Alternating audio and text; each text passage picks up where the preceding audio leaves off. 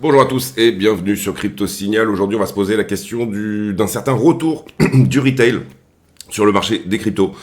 Ça va être principalement la question principale, c'est-à-dire est-ce qu'on n'est pas en train de mettre en place une forme de FOMO, Fear of Missing Out, qui va faire que finalement tout le monde va courir derrière le prix et qu'on aura un momentum à la hausse qui se tient pour nous donner finalement une jolie parabole de quelques mois de hausse sur BTC.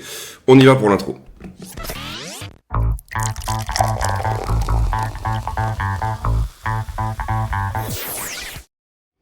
Alors j'en profite pour vous rappeler le but du channel, c'est tout simplement de suivre la routine quotidienne que je mets en place en tant que trader pro. Routine quotidienne qui consiste à faire une analyse tous les jours, qu'elle soit technique, qu'elle soit fondamentale ou qu'elle soit de sentiment, donc de liquidité. Au niveau des trades en cours, et bien ça se porte très bien sur BTC puisque on a eu un magnifique point d'entrée autour des 60 000 $ pour ce push. La position est principalement dérisquée et là on va aller chercher du runner, c'est-à-dire on va aller chercher vraiment des reliquats de position qui vont aller chercher beaucoup plus haut. Et sur Ethereum, magnifique trade posé à la veille des élections, de l'élection de Donald Trump, qui lui aussi maintient ses promesses puisque Ether contre Bitcoin, spoiler alert, est en train de se reprendre. Concrètement, j'en profite également pour vous dire que vous pouvez venir vous affilier sur Bluefin, le code CryptoSignalFR vous le permet. Ça vous donnera tout simplement la possibilité d'avoir des avantages au travers de la chaîne. Demain, grosse annonce, je pense, c'est-à-dire qu'on va... Il y a un concours sur Bluefin qui va, dans lequel il va y avoir 1 million de dollars de market cap, de price pool qui va être en place. Et donc du coup, vous pourrez éventuellement en profiter grâce au code de la chaîne. Donc n'hésitez pas. Et je rappelle que tous les bénéfices de la chaîne seront versés à Mécénat Chirurgie Cardiaque. Ici, structure du BTC. Alors on avait dit, j'ai pas pu faire de vidéo ces 3 derniers jours. J'ai fait la routine, mais j'ai pas pu vraiment la mettre en vidéo. Cassure de cette distribution ici en cours, ça c'est fait, donc c'est bon, on est dessus. Accélération du momentum de l'accumulation. Ici, on voit une très jolie accumulation comme ceci, d'accord. Si on envoie une accélération du momentum, et c'est ce qu'on voit actuellement, vous voyez le momentum initial ici. Vous voyez également le momentum secondaire, on va dire, et là vous voyez le momentum actuel. Qu'est-ce qu'on voit? On voit une accumulation qui gagne en momentum, ce qui peut éventuellement tout simplement nous emmener à une parabole. C'est ce qu'on regarde pour le moment. On veut que ça dessine une jolie banane. Pourquoi on veut que ça dessine une jolie banane? Tout simplement pour pouvoir accumuler ici. Encore une fois, il n'y a pas ici, c'est pas la science infuse. On n'est pas sur quelque chose d'extrêmement compliqué, mais simplement la charte peut éventuellement nous aider à déceler ce genre de choses. Donc départ de FOMO potentiellement, en tout cas sur la partie, on va dire technique, c'est effectivement ce qu'on peut voir. On veut désormais tenir le petit momentum de cette fameuse banane, et ce pendant quelques semaines. Si jamais on le perd, il y a des chances qu'on revienne sur le momentum secondaire, l'intermédiaire, et pourquoi pas sur le momentum ici initial, le momentum qui nous avait donné tout simplement le départ, le point de départ de cette hausse et la manière dont c'était monté. On voit éventuellement un retour du retail, et c'est ce que je voudrais vous montrer aujourd'hui. D'abord, tout simplement, on est en week-end. On est en train de pump en week-end, donc c'est théoriquement un moment où les institutionnels ne sont pas tout simplement en train de trader. Donc ça c'est une première chose, premier indice on va dire, c'est-à-dire que sur le retour du retail, on a une possibilité tout simplement que comme ça pump le week-end, ça soit le cas. On le voit également sur les recherches. Les recherches Google, ici, vous le voyez, où on a finalement un regain d'intérêt sur les recherches Google du BTC.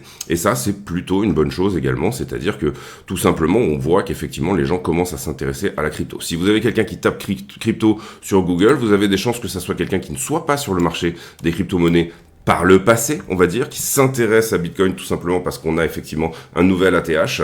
Et donc du coup, c'est ça qui peut éventuellement nous donner des nouveaux entrants. On a besoin de nouveaux entrants. On était dans une zone dernièrement où finalement nous, les retail, on était entre nous.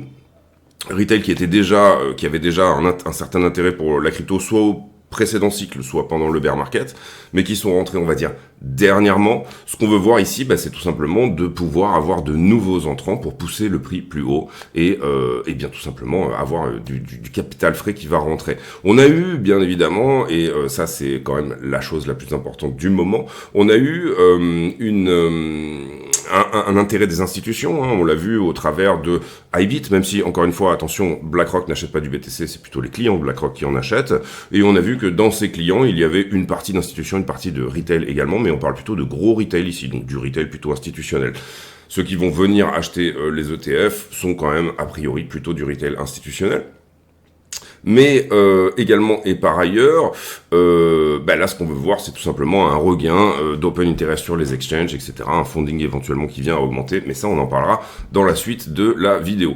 Donc FOMO ou non, on avait posé la question dans la vidéo d'il y a 3 jours, la réponse est oui, a priori pour le moment on tient le momentum le plus rapide, donc ça c'est une bonne chose, ok. On va pouvoir ici enlever ces targets là, et pour moi on a à peine touché, vous le voyez ici, ça fait plusieurs mois qu'on est sur l'invalidation de la flat ici, alors je vais pas trop développer, mais globalement en weekly, un des risques qui existe, c'est tout simplement d'imprimer une flat, ça veut dire faire quelque chose comme ceci, ok. Voilà, revenir autour des 53. Ça, c'est en cas de signe noir, mais ça pourrait se produire. Pour moi, je l'invalide littéralement quand on aura effectivement passé 80 300 $. J'espère qu'on va les passer. Globalement, on est quand même sur un joli momentum pour le faire, mais ça vaut le coup d'être mis en place. Ce que je peux voir également, c'est que vous le voyez ici, tous les points de rejet daily, et on en avait un là, ont été mangés, ils ont été pris. On a réussi à clôturer une journée entière au-delà des points daily qui étaient ici. Concrètement, si je devais montrer ici un éventuel point de rejet en weekly, ça voudrait dire corriger cette semaine et temporiser pour éventuellement venir quelque part autour des 70, ça reste quelque chose de possible, comme ceci. Ici, on a ouvert au-dessus des 70, et vous allez voir, je vais le libeller en weekly. On a ouvert au-dessus des 70, il était déjà, autant pour moi, c'est celui-ci. Donc, on a ouvert au-dessus des 70, moi je travaille en hard closing, c'est-à-dire tout simplement clôturer une bougie entière. Le corps de la bougie doit être en entier au-delà du niveau sur la semaine. Ici, on va clôturer ce soir probablement au-dessus. Je ne veux pas voir la semaine prochaine qu'on revienne et qu'on réintègre ce niveau, ce qui voudrait dire éventuellement un retour sur les 62 000, ce qui reste possible. Donc, voilà un peu l'idée. Accélération du momentum, c'est très bien. On espère que ça va tenir sur le 4 heures dans ce domaine-là. Mais en l'occurrence, voilà, correction, revenir retoucher 68, tout à fait possible, pour le retester tout simplement comme un support. Retest éventuel également de ce flag. Alors on a déjà eu un petit retest ici, du flag. Quand je parle du flag, je parle de ça. Ok, on est d'accord. Retest éventuel de ce flag, tout à fait possible, sur la zone des 62, 63. Aucun problème avec ça. Ce sera, en ce qui me concerne personnellement, une zone d'achat, surtout si on y va autour de décembre. Là, si on commence à corriger un petit peu, ça serait éventuellement des zones d'achat et de retour en trade sur ces zones-là. Donc tout à fait jouable. Le petit retest a eu lieu ici, aucun problème pour faire quelque chose comme ceci, d'accord. C'est-à-dire inversion des polarités. J'avais auparavant une résistance qui se trouvait là. Je viens retester la résistance comme un support. Je peux dévier légèrement dessous en venant directement retester le flag, ou je peux venir retester 68. Donc 68 et 62 sont des endroits de correction possibles. Je dis pas que ça sera nécessairement ce qui va arriver, mais en tout cas, c'est quelque chose sur lequel on doit avoir l'œil ouvert, garder les yeux grands ouverts, et c'est un type de scénario qui, dans la routine, doit être intégré au niveau technique sans que ça remette en cause quoi que ce soit. On le voit aussi, finalement, dans la structure d'une certaine manière. Vous voyez qu'il y a un creux majeur ici autour des 67. Ici, je parle pour la 4 heures, vous le voyez ici, là-dedans. Ne pas perdre 67, revenir rebondir sur 68, quelque part par là, nous donnera finalement peut-être le fait qu'on tienne ce momentum-là. Soit ici, on est plutôt à 71,5. Si on y va aujourd'hui, plutôt 70. Retester 70 à plat est possible. Retester, si ça se faisait aujourd'hui, 64, 65 est possible. Il y a un petit peu de liquidité là-dessous, on l'avait dit dans la dernière vidéo. Et en l'occurrence, qu'est-ce que ça nous donnerait? Ça nous donnerait ici un creux majeur là, un creux majeur là. Une correction, le creux majeur est respecté. On a perdu malheureusement ce côté banane, ce côté parabole, mais cela dit, on reste sur une tendance haussière sur le fond. Donc on reste ouvert à ce genre d'idée. C'est pas mon scénario privilégié, mais ça peut être éventuellement quelque chose. On le voit aussi là dans le volume profile, je trouve, c'est-à-dire qu'il y en a assez peu de volume, et ça c'est normal étant donné qu'on a poussé fort et on a délivré au niveau du prix dans ce sens-là, et il se pourrait que on ait envie de réaccumuler ici sur la zone des 70, revenir faire quelque chose comme ça. On garde l'œil ouvert là-dessus, encore une fois, pour le moment, c'est pas mon scénario privilégié. Mon scénario privilégié, c'est plutôt un départ de FOMO, effectivement, mais restons bien alertes sur ce genre de choses, puisque ça sera des opportunités de trade, tout simplement.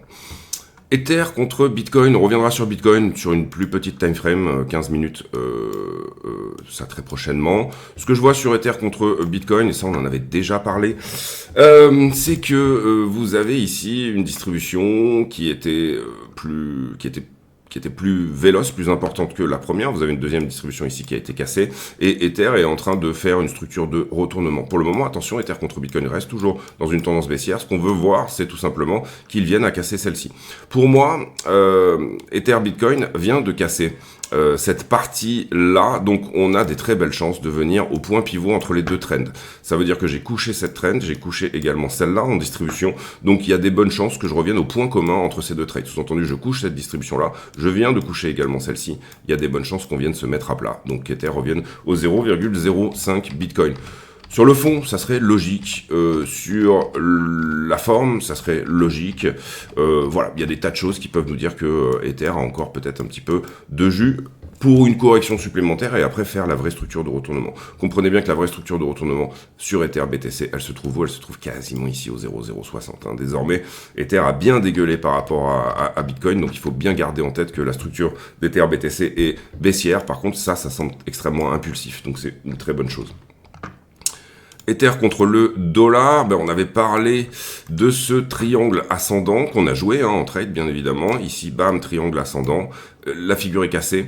Quelle est la target de cette figure? Et on le voit également là, je vous ai expliqué les points pivots. On avait une distribution qui était comme ça. On avait une distribution qui était comme ça. Et les deux sont cassés en même temps. Donc du coup, on a des chances de revenir au 3005.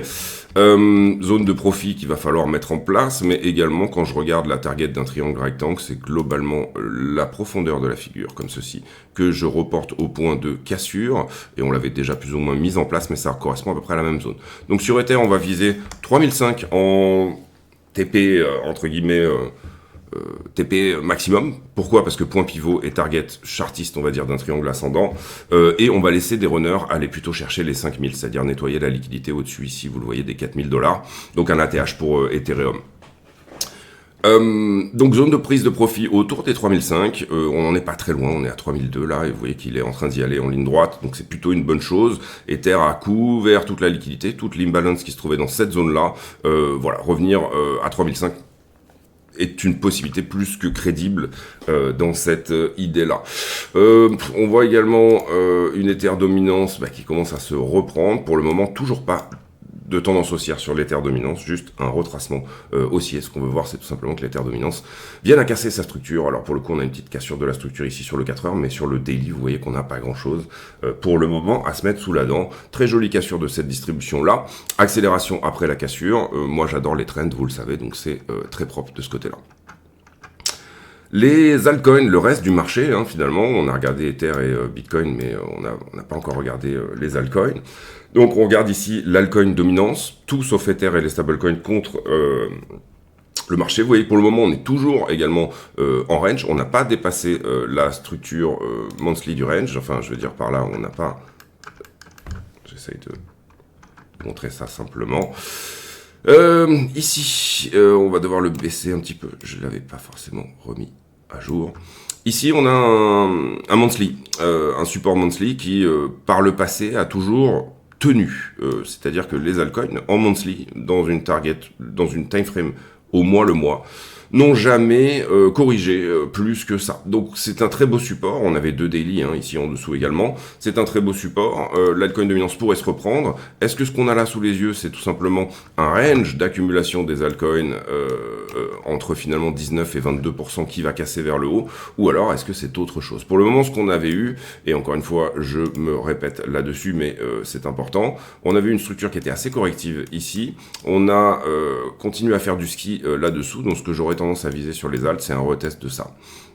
22-23% à ce stade.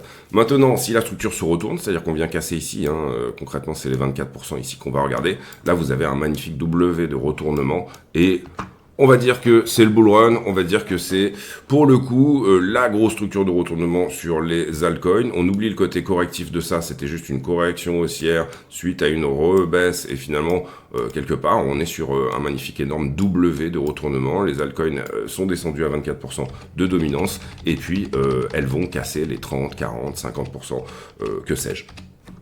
Donc ça, on garde bien l'œil là-dessus. On avait l'œil déjà sur tout simplement tous les supports. On voit d'ailleurs que c'est celui-ci qui a tenu le deuxième. Celui-ci avait été perdu en daily. Et on a une cassure de la distribution actuelle. Pour le moment, la structure daily des altcoins est toujours baissière également. On aura uniquement un retournement de la structure autour des 21. D'accord. Et ça correspond aussi à la borne haute du petit range qu'on est en train de faire depuis juin.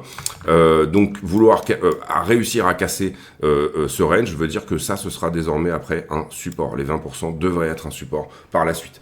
Pour le moment, on a une concordance pour dire qu'on va aller autour des 20%. Mais pas beaucoup plus que ça, d'accord. Donc attention sur les alts. Vous pouvez très bien, et ça je le dis depuis plusieurs mois, ingérer de l'argent en investissement sur des altcoins qui vous semblent intéressantes en termes de fondamental, etc., etc. Maintenant, le YOLO, je dirais plutôt, le You Only Look Once, c'est-à-dire vous regardez la chart, vous trouvez qu'elle est bien et vous balancez, je sais pas, 10K, 20K, j'en sais rien. C'est pas pour tout de suite, c'est pas pour moi, voilà, on n'a pas la confirmation encore que effectivement les alts vont extrêmement bien se porter. Néanmoins, on tient le support daily, on tient le range, on est plutôt à l'approche ici de la borne haute du range, donc à la fois méfiance, mais en soi, pas de conviction de retournement avant 24%, ce qui sera relativement énorme. On a vu qu'on avait des targets. Ça voudrait dire que BTC perd énormément de dominance, et je vais aller ici faire un tour sur la Bitcoin dominance pour vous montrer l'histoire. Tout n'est qu'histoire de dominance. Est-ce que je passe risk on, risk off, voilà, quel est ici le niveau de risque que le marché est prêt à prendre. Venir sur Ethereum veut dire prendre plus de risques, venir sur les altcoins veut dire prendre encore plus de risques, rester sur Bitcoin et les stablecoins veut dire attention, j'ai pris un peu trop de risques, je me repentis. Et la Bitcoin dominance, pour le moment, à ce stade, vous voyez qu'elle est idem dans un retracement baissier, mais on est toujours littéralement sur la tendance haussière de fond sur la Bitcoin dominance.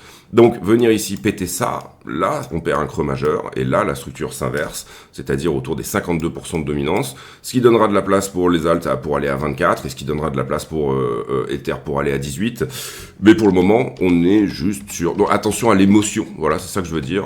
Concrètement, quand on ne passe... Alors, nous, on avait une target sur les 60% de dominance sur BTC. Ici, on veut désormais que ça retrace, que ça renfonce ici cette zone d'accumulation, que ça perde son canal haussier et que les alts aient tout simplement de la place, puisque c'est ça qu'on veut. Si Ether est à 60% de dominance, vous comprenez que ça laisse pas énormément de place au reste. Pour le coup, toujours est-il que on se dirige probablement vers les 58 et quelques. Et pour moi, on perd la structure sur la Bitcoin dominance à partir du moment où on perd 54. Donc pour le moment, on n'y est pas. Donc pas de souci avec ça. C'est bien de le regarder avant. C'est bien de se dire, je pense qu'on y va.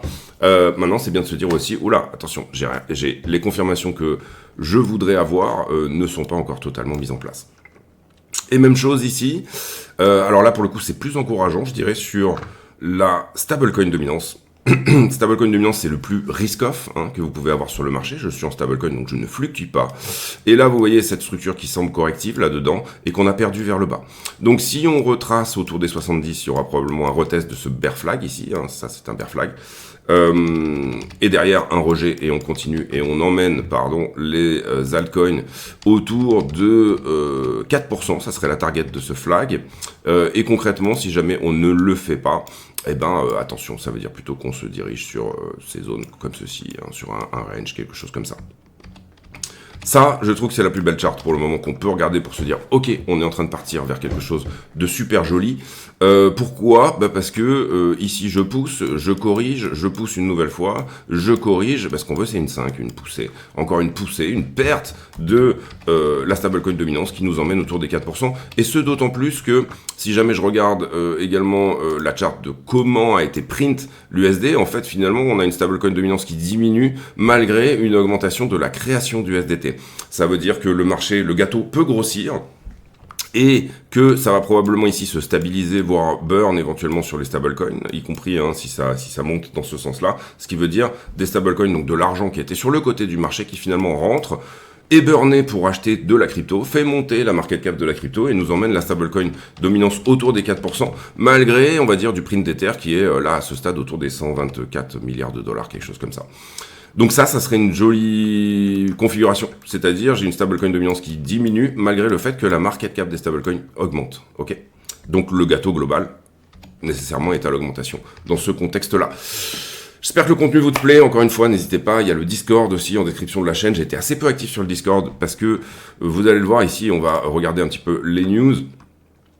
Tout simplement, c'est le dernier tweet que j'ai mis en place, mais un bull market est beaucoup plus éprouvant qu'un bear market. Il va falloir le comprendre ici. C'est-à-dire que là, on commence le Super Bowl. C'était l'entraînement, mais là, si jamais on est dans la configuration dans laquelle je pense qu'on pourrait être, c'est maintenant que ça va être extrêmement éprouvant. Pourquoi ça? Parce que c'est extrêmement éprouvant de venir vendre des assets et de continuer à les voir monter et de ne pas les racheter derrière. Ça veut dire que il faut tout simplement ici se dire que c'est beaucoup plus éprouvant de regarder des PNL éventuellement, on va dire c'est beaucoup plus facile, en tout cas pour moi, d'aller acheter quelque chose qui baisse que d'aller vendre quelque chose qui monte. J'espère qu'on est bien d'accord. Un retour des retail et une nouvelle arrivée de nouvelles personnes sur le marché pourrait nous permettre de mettre en place une vente, un peu comme les institutions vont le faire. On a dit qu'il y avait un petit bull run institutionnel ici au départ. On le voit dans la structure qui est accumulatrice et on voyait nécessairement ici que les institutions étaient en train d'accumuler. Et ça peut être extrêmement intéressant. Alors, 1,3 milliard d'entrées, et ça c'était le 8 novembre sur l'ETF BlackRock, enfin sur les ETF spot Bitcoin, ça c'est une très bonne chose. Ça va dans le sens des institutions qui réintègrent. Ici, ça on l'a dit, sur les Google Trends, un retour éventuel du retail. On va aller voir également sur les leviers, etc., si ça peut être éventuellement le cas. Ici, c'est plutôt de la politique, on va dire, ou en tout cas de l'essayisme à la philosophie du moment. Ensuite, on a eu des flux sur l'ETF qui ont été plutôt autour des 85 millions sur Ether et 300 millions sur BTC, ce qui est quand même une très belle journée. 33 milliards d'assets en 10 mois sur l'ETF Bitcoin qui dépasse l'ETF Gold de BlackRock. 33 milliards, pardon. Donc aujourd'hui, ça c'est un ETF qui a 20 ans, ça c'est un ETF qui a 10 mois. Il faut bien comprendre que oui, effectivement, il y a quand même énormément d'intérêt. Ici, c'est pareil, les Allemands ont vendu à 54 000, ça serait intéressant qu'ils se mettent à racheter. Il y a toute une histoire aussi autour de la potentialité d'une réserve stratégique des États-Unis. Les États-Unis ont aujourd'hui 210 000 bitcoins qui ont été saisis à la suite de Silk Road, etc. et de toutes ces affaires qui ont été des bitcoins saisis tout simplement entre guillemets par le FBI. Est-ce que ça serait pas intéressant pour les États-Unis d'arriver et Trump l'avait dit, accumuler 1 million de bitcoins, 5% de la supply était un des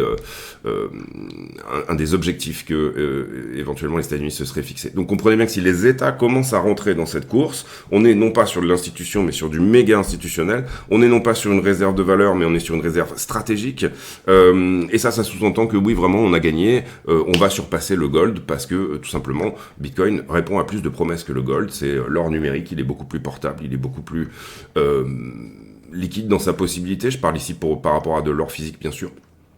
Et donc, voilà. Gary Gensler, qui, ça a été confirmé, va démissionner en décembre. Et là, on a Trump qui nous dit que ça sera très certainement quelqu'un de pro-crypto qui sera élu à la SEC pour le retour. Ici, une donnée que je trouve super intéressante, c'est... du coup, on la mettra en place puisque j'ai un abonnement Glassnode dans la routine probablement, mais on la regardera peut-être une fois par semaine.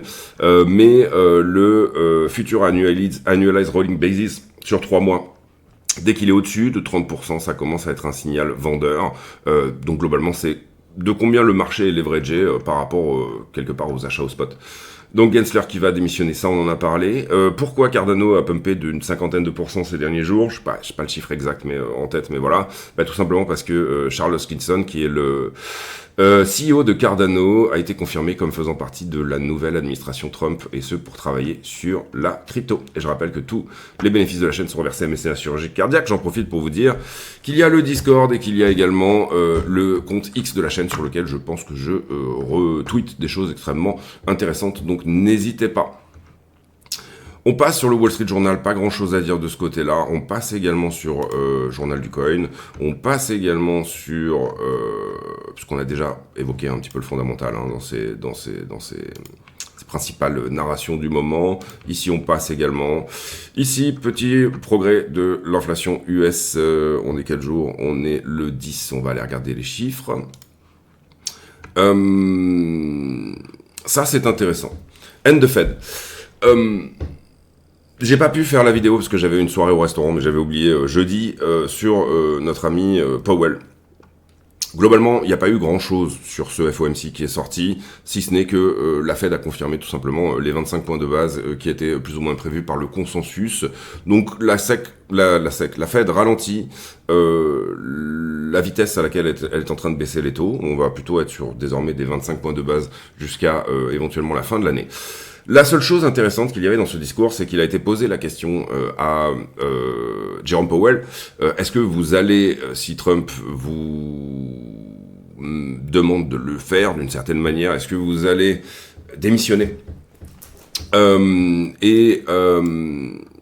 a dit non. Directement, il a dit non. Donc on a peut-être ici, et ça c'est vraiment intéressant, je pense, c'est une narration qui est extrêmement intéressante et qu'il faudra suivre dorénavant, c'est-à-dire que on a potentiellement quelque chose qui va se mettre en place, comme quoi Trump veut mettre la main sur la politique monétaire du pays, la SEC de base, enfin on va dire sur le fond, a théoriquement uniquement un mandat indépendant, et elle a théoriquement un mandat qui lui dit tu dois faire le plein emploi et en même temps 2% d'inflation maximum.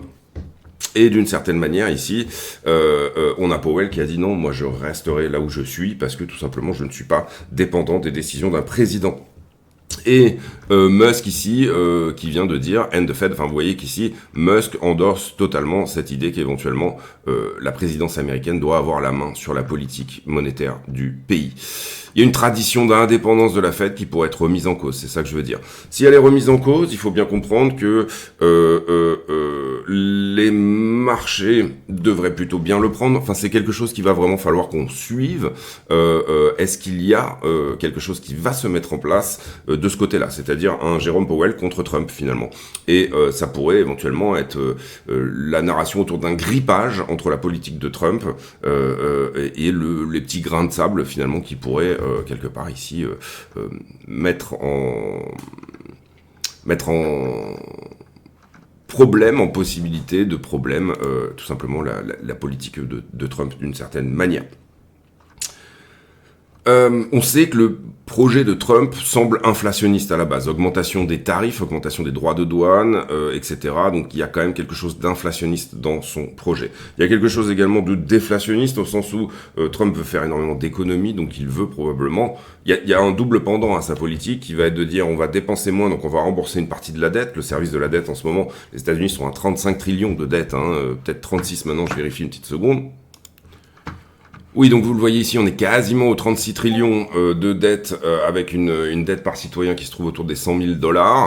Voilà, Trump nous a promis de rembourser une partie de ça, mais il nous a également promis de venir taxer tous les produits d'import, à la fois en provenance de l'Europe et à la fois en provenance de la Chine, tout simplement un isolationnisme qui serait éventuellement inflationniste par importation.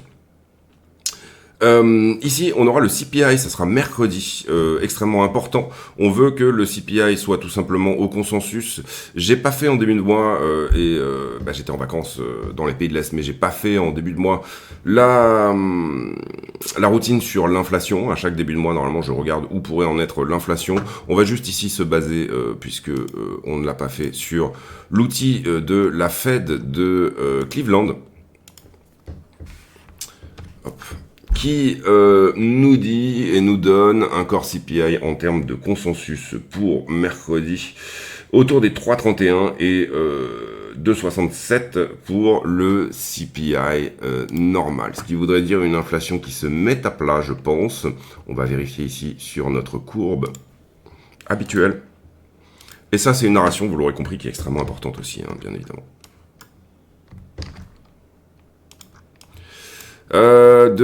On est actuellement à 2,40, ça voudrait dire oui que l'inflation se reprend un petit peu. J'ai pas mis à jour la charte ici, mais là vous voyez qu'on a continué à baisser. On voudrait voir une inflation qui retourne sur le chemin des 2%. Si ça n'est pas le cas, il y a tout simplement des possibilités qu'on trouve un plateau sur le dernier move, c'est de ramener l'inflation de 2,40 à 2%. Actuellement, vous le voyez, il y a potentiellement quelque chose qui se met en place avec un consensus sur Trading Economics, on va le regarder, on va être complet sur cette vidéo, j'ai pas vocation à faire des vidéos spécifiquement courtes, mais plutôt complètes. Le consensus qui nous donne sur le core 0,3 le mois, core inflation, vous voyez qu'il est c'est à peu près la même chose que la fête de Cleveland, donc ça se tient ici. Donc c'est déjà dans les prix, hein, cette idée, le preview, vous le voyez, était à 2,4, c'est déjà dans les prix, cette idée que sous 10 jours, on aura un léger regain de l'inflation, effectivement, sur le marché qui pourrait, et c'est potentiellement d'ailleurs pour ça que Powell n'a donné que 25 points de base à la baisse et non pas 50. On passe sur la liquidité, qui on a liquidé hier hein, sur les marchés en levier, mais également on regarde l'order flow, hein, c'est-à-dire le carnet d'ordre au spot. 400 millions de liquidés, c'est beaucoup. On a liquidé principalement du short, vous le voyez ici, et globalement 103 millions, la moitié sur Bitcoin plus Ethereum. Donc on est dans la normalité, vous voyez que la charte est joliment rouge, donc du coup on a liquidé principalement du short, 288 millions contre 105 millions de liquidés en longue. Le carnet d'ordre au spot, j'ai pas beaucoup d'ordre à la vente, j'ai plutôt une zone d'intérêt à l'achat, autour entre 71 et 75 000 $, 74.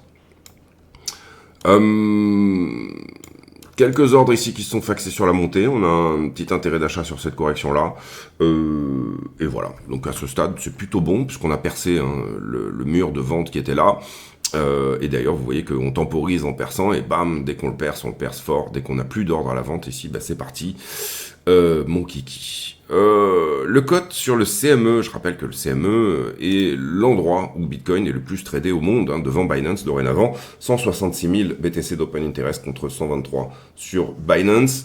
Malheureusement, on n'a pas de cote mis à jour, on n'a que toutes les semaines ici. Le cote, c'est le Commitment of Traders, comment sont positionnés les traders. Ici, vous voyez que l'argent leveragé, donc plus ou moins, on va dire ça, c'est plutôt du hedge, ou du gros trader institutionnel est plutôt positionné short. Les asset managers, donc les institutions, sont excessivement longues, et les dealers sont en train ici de longues également. Dealers, c'est plus ou moins les brokers, et également les market makers. Donc, d'une certaine manière, on a toutes les institutions qui sont à fond sur le bouton long, on a toutes les leverage money qui sont à fond sur le bouton short, et les dealers qui absorbent à la fois d'un côté et de l'autre. Sur les marchés en levier, ce que je voulais vous montrer dans un premier temps, c'est cette trend ici du CVD. Quand vous regardez le marché, on a une tendance à ce que le CVD au spot, le CVD globalement c'est un delta de cumulatif volume delta, c'est quand je regarde les bougies, depuis la création ici de cet indicateur, donc en 2019, vous voyez qu'on a une tendance à ce que en BTC, le marché soit de moins en moins intéressé par de l'achat au spot. Vous aurez ici, et nécessairement, ce qu'on peut voir, c'est éventuellement vous aurez un bull run, enfin vous aurez un intérêt du retail et vous aurez quelque chose à partir du moment où on arrive à casser cette dynamique-là qui est à la baisse. Donc ça pour moi, voilà, c'est un indicateur, là on est au contact. Vous voyez qu'on a toujours pour le moment distribué depuis 2019 sur le CVD, mais que on est au contact. Donc voilà, indicateur supplémentaire s'il en est, qu'on pourra éventuellement aller plus haut. Ici on voit, malgré cette hausse, alors cette hausse c'est normal, le funding ici, on vient chercher hein, une zone de short assez qui est équivalente, donc pour moi il n'y a pas de divergence. Par contre on est sur un funding qui est à 0,04, c'est-à-dire qu'on commence ici à avoir du funding qui se charge au niveau des longues. Beaucoup d'achats market, hein, on le voit sur cet indicateur-là, c'est-à-dire là ça a acheté au marché pour pousser le prix, hein, juste tout simplement sur ces zones-là. Ici on avait une zone en longue à venir chercher, il s'agit de 68 500. Si on part sur une FOMO, il va falloir mettre de côté un petit peu la liquidité, hein, c'est-à-dire que il faut le comprendre ici, je reviens sur la charte en daily. Il va falloir accepter des fundings qui vont sur des zones totalement incroyables. Attention autour des 0,1, hein, vous le voyez ici, en général on a eu tendance à corriger à 0,1 et ce par 4 fois. Maintenant vous le voyez ici, les toutes petites corrections eh bien, corrigent littéralement le funding dans ces zones-là. Donc on fait sortir les traders de position en leur faisant peur avec une correction. Et comment expliquer ça? D'une certaine manière, Déjà, on peut partir du principe, et ça on en avait déjà parlé dans les vidéos précédentes, mais déjà que on a accepté un marché qui leverage au-dessus de 14 milliards, vous le voyez ici, c'était la borne haute du range dans lequel on était précédemment. Pour moi, on a accepté, on est de la montée à 17, c'est normal, ça s'appelle de la FOMO, des nouveaux acteurs qui rentrent sur le marché, et donc du coup, c'est à coup de milliards, ça print à coup de milliards, et ça c'est plutôt une bonne chose. Donc là, on a une entrée de nouveaux acteurs. On a eu une entrée de nouveaux acteurs quand sur l'acceptation des ETF, janvier 2024, globalement. Normal, les ETF sont acceptés, on a une normalisation de l'achat crypto par la SEC, donc ça devient possible et légal d'investir sur la crypto. Et là, on a l'élection de Trump à partir d'octobre ici avec ce petit rallye au niveau de l'open interest. Ce que j'entends par là, c'est que attention à ne pas sortir à la première poussée du funding sur des niveaux qui nous paraissent hauts. 10% de funding, c'est énorme, faut bien le capter. Parce que sinon, on serait sorti du train beaucoup trop tôt. Ici, vous le voyez, 10% de funding une première fois, là une deuxième fois, correction, le funding reset. Ici, troisième fois. Donc voilà, j'irais plutôt chercher comme indicateur les 30% de rolling annual basis, comme on a vu sur le Twitter, mais également des divergences haussières en weekly pour me dire que c'est en train de se calmer. Après, même chose, si vous étiez sorti à la première div haussière en weekly, vous seriez sorti à peu près là. C'est-à-dire quand Bitcoin était à 42 000 $. C'est dommage de ne pas aller jusqu'à 63, mais ce sont des signaux de sortie comme quoi le marché est en surchauffe. Pour le moment, le funding reste bas, ok. Bas, pas neutre, mais bas. Mais principalement longue, donc ça c'est une première chose, des bonnes chances éventuelles de flusher un petit peu cette histoire-là. Ça irait dans le sens de la théorie de faire une correction autour des 70, quelque chose comme ça, perdre une dizaine de pourcents pour essayer d'aller... et l'intérêt là, ça serait quoi? Ça serait tout simplement que les institutions puissent filer des ordres à l'achat via les liquidations des retails, d'accord? C'est-à-dire que j'ai des retails qui, on va le dire, étaient rentrés par exemple sur ces zones-là, on va dire 73, et pourquoi pas, tiens, allez, on va dire 68. J'ai des retails qui étaient rentrés sur ces zones-là, même on va dire sous la structure ici 67. Et là, je viens chercher leur liquidation, au pluriel, pour tout simplement prendre l'ordre inverse. C'est-à-dire que retour ici du funding sur la zone des 14, retour de ces choses, finalement, reset un petit peu de toute la machine. Qu'est-ce qui pourrait nous dire qu'on n'y va pas? C'est un petit peu sur la même idée que ce que je vous ai montré quand j'ai montré le funding en daily. Ça serait que et là vous le voyez que c'est un peu le cas, on ait des corrections de funding malgré une latéralisation du prix. Là ça va nous permettre d'ailleurs de dire qu'il y aura du short à venir prendre ici en haut. Donc on le met en bleu, c'est du short, et on le met en 1 pixel parce que c'est pas ouf non plus.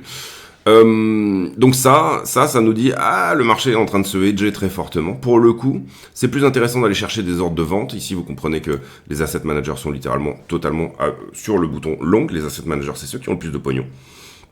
Et que d'une certaine manière, une toute petite correction qui engendre une forte correction du funding, vous voyez qu'on est descendu ici à 0,02, veut dire que les traders de position sortent, veut dire également qu'on liquide beaucoup de longues retardataires, tout simplement parce que le marché corrige ici, et là on a sorti pas mal de monde qui a voulu essayer de rentrer sur du levier x100, et c'est probablement du retail, et donc du coup ici veut dire, c'est bien, on peut pousser au-dessus pour aller revendre. À l'inverse, vous comprenez que si je me fais liquider en short, je pratique un acte d'achat, puisque c'est de la vente à découvert. Je vends quelque chose avant de l'avoir acheté, j'emprunte un BTC à l'exchange, je le vends, et je le rachète. Et comme il est moins cher quand je l'ai racheté, je le revends à l'exchange, moyennant des frais de crédit.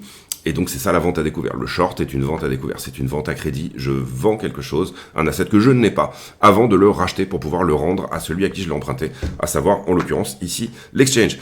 Donc hyper intéressant. On va suivre le funding, etc. On va moins suivre le funding en liquidité. On va si ça part en FOMO, on va le laisser monter un petit peu plus sans trop s'affoler. Il va falloir garder ça un petit peu en tête.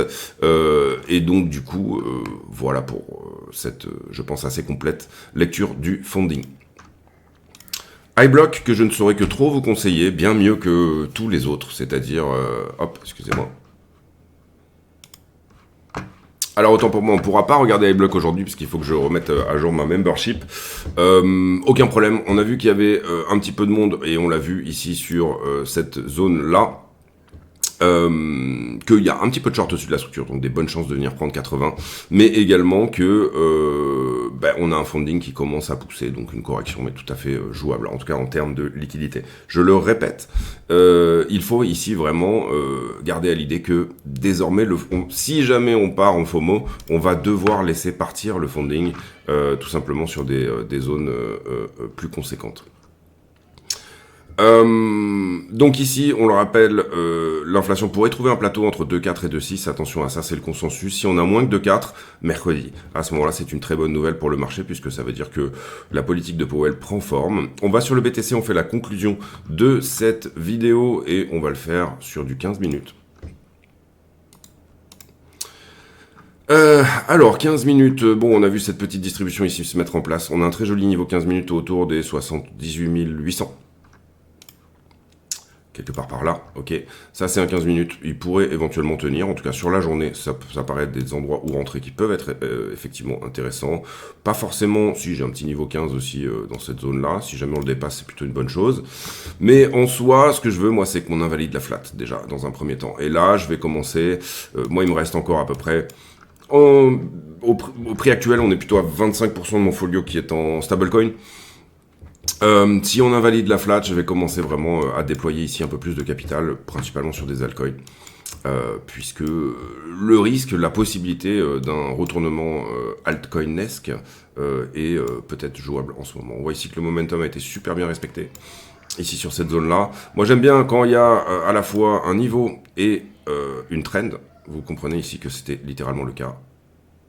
J'avais mon petit niveau 15 minutes, on va y arriver. Ici, j'avais mon petit niveau à l'achat en 15 minutes et la trend, d'accord? J'ai la trend et le niveau horizontal. J'ai deux choses, de l'oblique et de l'horizontal, qui me disent c'est un joli point d'entrée. Si on tient le momentum du moment, c'est un joli point d'entrée. Donc là, il y avait une entrée intraday qui était tout à fait jouable de faire. Intraday sur du 15 minutes, c'est-à-dire que l'idée ici, ça aurait été de venir prendre 77. Je rentre sur 75,7. Je TP ici, ou en tout cas, au moins, je dérisque mon trade, pourquoi pas. Je dérisque mon trade et derrière, je viens chercher des TP plus importants, un peu plus haut.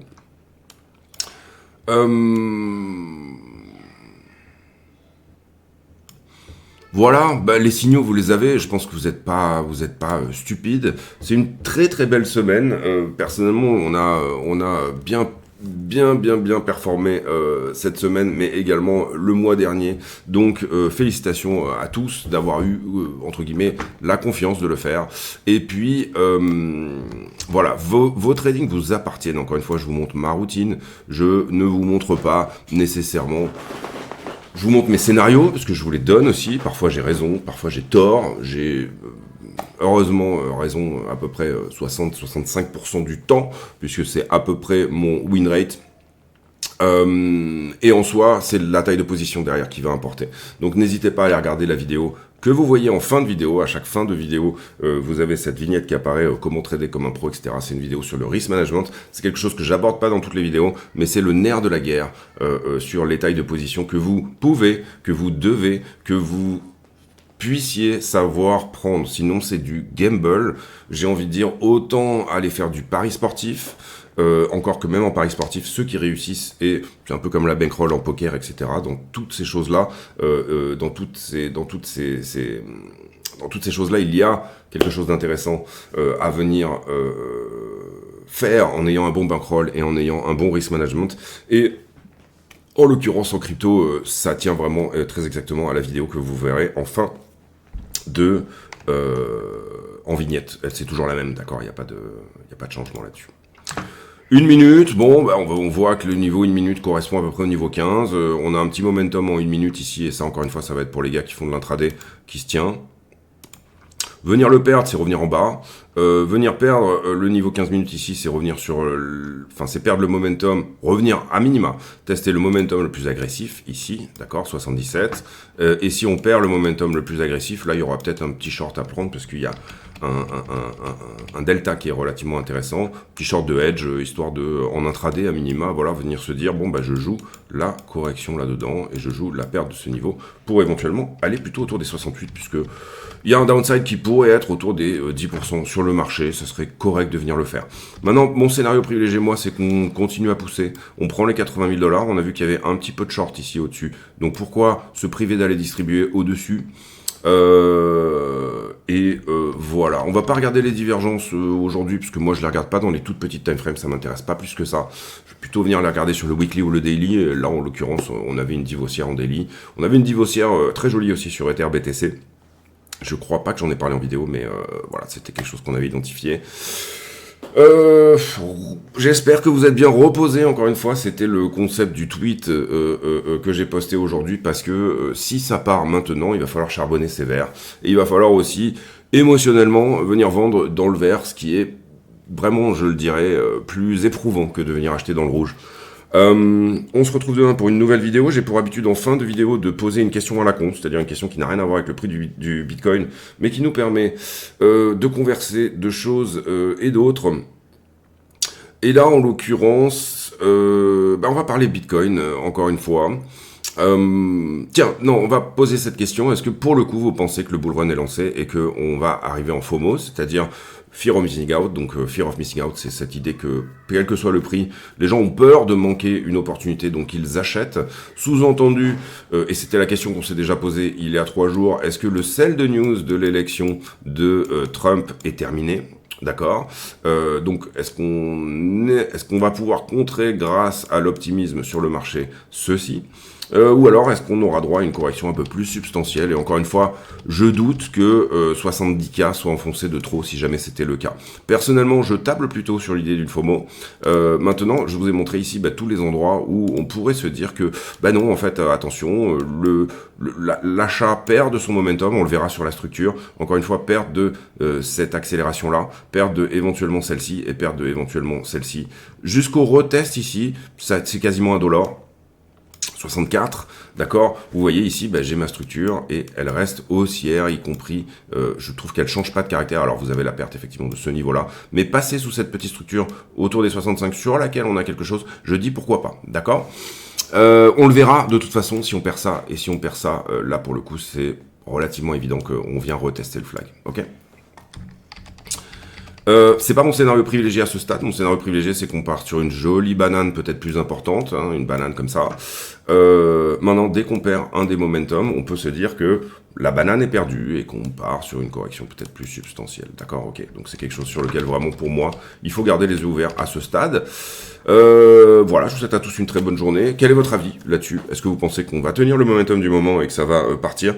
Personnellement, ces mouvements de week-end là, j'aime et j'aime pas trop. J'aime parce que ça me dit que le retail est en train de revenir, ça oui, mais j'aime pas trop parce que ça veut dire que éventuellement en fin de week-end, il se peut qu'on vienne flusher un petit peu tout le funding. En l'occurrence, c'est plus ou moins en train d'être fait et je trouve que c'est plutôt encourageant qu'on soit déjà à 0,02. On a déjà divisé le funding par 2 alors que le prix nous a juste donné une toute petite cuvette. D'accord, ça c'est encore une fois quelque chose qui est plutôt encourageant. Sur le modèle de ce que je vous ai montré là, c'est-à-dire un funding qui d'un coup s'écroule, alors que la correction en termes de prix n'est pas si substantielle que ça, ok?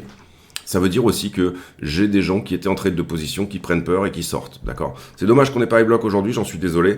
Il faut que je remette à jour, ça va prendre un certain temps, ma membership. Si jamais iBlock vous intéresse, n'hésitez pas à utiliser le lien de la chaîne également, vous aurez une petite réduc et ça permettra à la chaîne de gagner quelque chose de plus. Et je le répète une nouvelle fois, tous les bénéfices de la chaîne sont versés à VCA chirurgie cardiaque. Mais c'est la chirurgie cardiaque qui opère des enfants qui ont des problèmes de cœur. Problème qui me tient extrêmement à cœur, qui ont des problèmes de cœur dans des pays dans lesquels ils n'ont pas forcément les infrastructures pour les opérer. Ces enfants sont sauvables et il y a une volonté de le faire. Ça coûte 12 000 € par enfant pour sauver un gamin.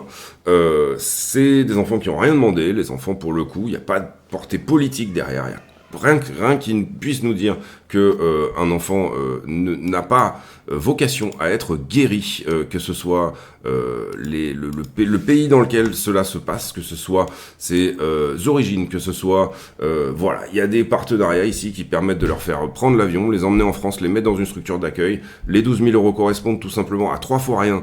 Pourquoi? Parce que c'est les frais d'opération en partie, mais qui sont réduits par les hôpitaux. Et en soi, les familles d'accueil s'occupent de tout. Ils viennent visiter l'enfant à l'hôpital, etc., etc., etc. C'est vraiment quelque chose qui me tient énormément à cœur parce que on peut sauver ces gamins-là.